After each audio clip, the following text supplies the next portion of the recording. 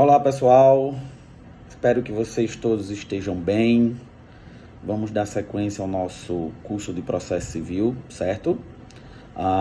Acompanhe aí as aulas com o material que eu postei e eu vou acompanhar o meu material por aqui, certo?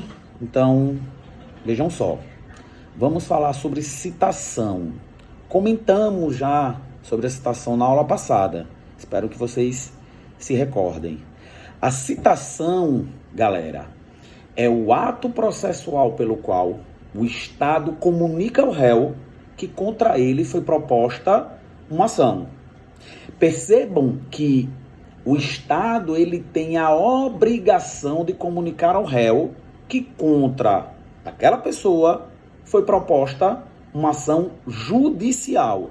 Essa é uma obrigação que precisa ser cumprida pelo Estado, tal qual descrito no Código de Processo Civil. Então, chamamos essa obrigação de que os requisitos da citação precisam ser cumpridos formalmente, ou seja, nos termos do Código de Processo Civil. No entanto, para o réu, a defesa constitui uma vontade. Então, o Estado tem a obrigação de citar. O réu, se quiser, pode apresentar defesa. Para o Estado, o ato citatório é uma obrigação. Para o réu, a defesa constitui uma vontade. Ele apresenta a defesa se quiser. No entanto, ele tem o direito de ser citado formalmente, nos termos do Código de Processo Civil. Certo? Ficou claro para vocês? Agora, a gente precisa falar dos efeitos do ato citatório. Então, temos os efeitos provocados pela citação. Basicamente, esses efeitos recaem sobre o réu. Vejam, só o réu pode sofrer citação.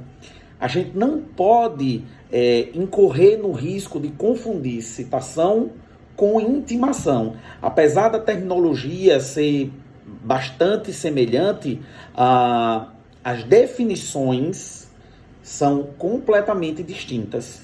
Então, só réu sofre ato citatório. Então, basicamente, os efeitos da citação, eles recaem sobre o réu. Temos que, por exemplo, como efeitos do ato citatório, estender os efeitos da litispendência para o réu. O que significa dizer? Estende-se para o réu os efeitos da litispendência. Espero que vocês lembrem também o que é a litispendência. Mas se não lembrarem, a gente relembra aqui. Os efeitos, ou melhor, a litispendência, ela configura a pendência entre ações.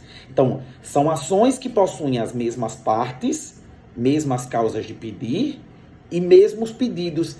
Chamamos essas ações de ações idênticas. Então, quando ações idênticas, ações que possuem as mesmas partes, as mesmas causas de pedir e os mesmos pedidos são propostas em juízos diferentes, configura-se, então, a litispendência, que é a pendência entre ações. Não podemos ter ações idênticas sendo julgados por juízos distintos. Isso tudo acontece porque nós precisamos do que o judiciário o judiciário e a doutrina chamam de segurança jurídica. Então, para haver a segurança jurídica, é preciso que uma das ações sejam extintas para que a outra, então, possa ser processada e julgada. Então, os efeitos da litispendência, eles recaem, são transmitidos para o réu com o ato citatório como forma de um efeito da citação. Então, passa a ser do réu a responsabilidade de não propor uma possível e eventual ação idêntica contra aquele autor que propôs a ação. Ok?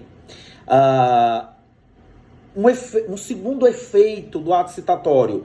Em razão disso, para o réu, a coisa ou o direito discutido passa a ser litigioso. Galera, eu preciso que vocês se recordem lá de quando a gente falou sobre requisitos da petição inicial para falar sobre o segundo efeito da citação. A gente viu que o Código de Processo Civil, em seu artigo 319, ele estabelece que o autor, ao produzir a sua inicial, ele deve indicar para o juízo se deseja ou não a realização prévia de conciliação, da audiência de conciliação. Então, quando essa audiência de conciliação acontece, o réu, ou melhor, quando o autor ou o próprio réu indicam aí a vontade, manifestam o desejo pela realização da audiência de conciliação, o réu, ele antes de ser citado, ele é apenas convocado para comparecer à audiência de conciliação. Essa convocação não se dá por citação, se dá por intimação.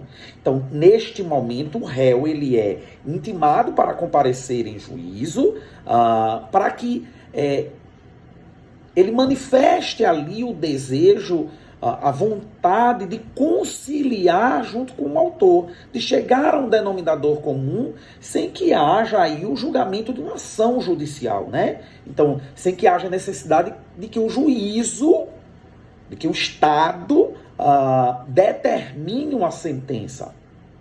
O que acontece, pessoal, é que se não houver a conciliação, naquele momento o réu, ele passa a ser citado para prestar defesa ou para apresentar a defesa dentro do prazo estabelecido pela lei.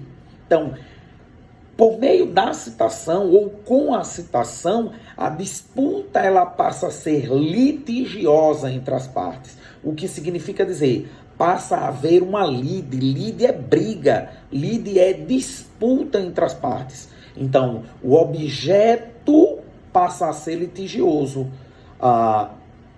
O bem da vida discutido naquela ação passa a ser disputado entre as partes. Então, quanto a um terceiro efeito da citação, temos que impede modificação da demanda pelo autor sem o consentimento do réu. O que acontece, pessoal, é que com a propositura da inicial, até o momento da citação realizada pelo Estado, o autor ele pode modificar a demanda a qualquer momento. Então, entre a propositura da ação e até o ato citatório, o autor ele pode modificar a demanda a qualquer momento, sem que ele necessite da vênia do réu, né? Sem que ele necessite da permissão do réu. No entanto, estabelecida a citação, essa demanda, se houver um desejo, uma vontade de modificação da demanda por parte do autor, essa modificação ela só ocorrerá com a permissão do réu. Beleza? E como quarto efeito da citação, temos que constituir em mora o devedor. Constituir em mora o devedor significa dizer, estabelece-se para o possível e eventual devedor a responsabilidade sobre os juros pelas parcelas eventualmente devidas.